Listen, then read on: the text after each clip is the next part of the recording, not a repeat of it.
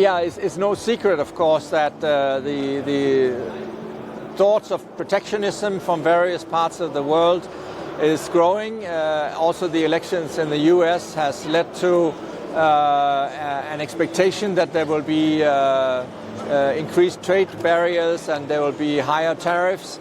And I must say that I think this is the wrong way to go. The world trade has made the countries come closer together.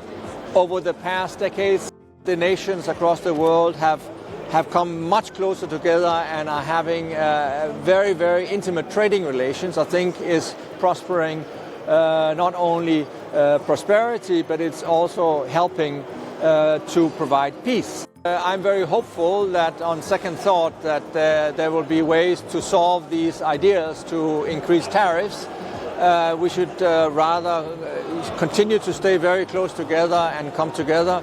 And I'm hoping that the trade tariffs can stay where they are or even be further reduced.